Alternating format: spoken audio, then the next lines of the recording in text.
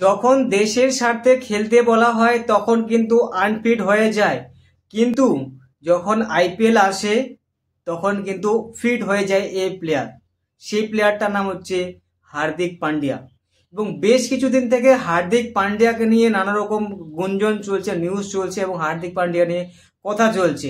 তবে একটা কথা বলতে চাই, এই প্রশ্নটা উঠেছে কিন্তু এখানে ভারতীয় টিমের ভারতীয় এক প্লেয়ার, সেই প্লেয়ার হচ্ছে প্রবীণ কুমার কিন্তু এই প্রশ্নটা তুলেছে।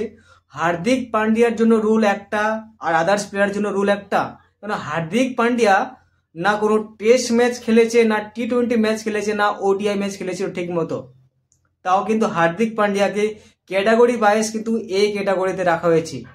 মানে হার্দিক পান্ডিয়াকে বছরে 5 কোটি টাকা করে দেওয়া হবে সরকারি অনুসারে, মানে ইন্ডিয়ান প্লেয়ার হিসাবে এখানে 5 কোটি টাকা করে দেওয়া হবে।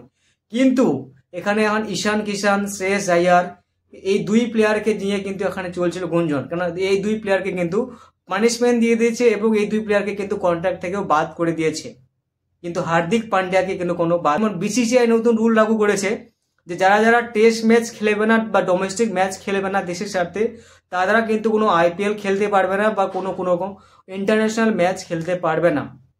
কিন্তু হার্দিক পান্ডিয়া না টেস্ট ম্যাচ খেলেছে, না দেশের স্বার্থে কোনো ম্যাচ খেলেছে, তাও কিন্তু সেই প্লেয়ারকে ক্যাটাগরি ওয়াইজ এই ক্যাটাগরিতে রাখা হয়েছে এবং হার্দিক পান্ডিয়াকে কিন্তু খেলতে নেওয়া হচ্ছে আইপিএলে এবং তাকে এটা ক্যাটাগরির মধ্যে রাখা হয়েছে। মানে হার্দিক পান্ডিয়ার জন্য রুল একটা এবং আদার্স প্লেয়ারের জন্য রুল একটা। বিসিসিআই এখানে কিন্তু একটা মনে করুন চিটিং করছে।